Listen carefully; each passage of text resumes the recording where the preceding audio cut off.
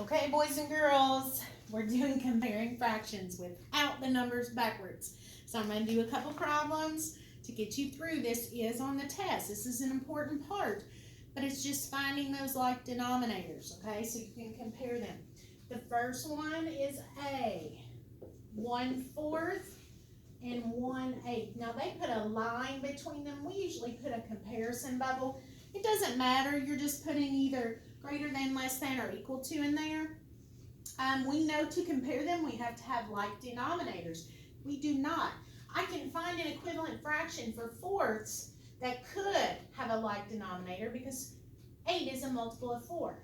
So I change my fourths to 8s. We know. I know I'm going to multiply because the number got bigger.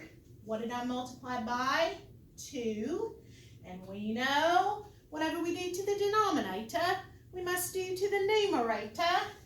Kids will tell you we've been talking like that. They are equivalent. Now I can compare because they have like denominators. 2/8 is greater than 1/8. Now remember, when you get that symbol in there, make sure it's pointing to the little fraction saying you're little, and make sure it's eating the bigger number with the alligator mouth.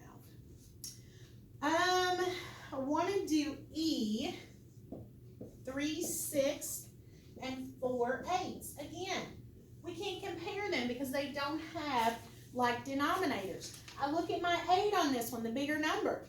6 cannot go into 8. 8 is not a multiple of 6. So I have to find the next biggest multiple. Is 16 a number that 6 can be divided into? No. The next multiple is 24. That works for 6. So I make them both into 24ths. Doesn't matter which side you do first. I know it's getting bigger, so it's multiplying times 4. If I multiply the denominator by 4, I've got to multiply the numerator by 4.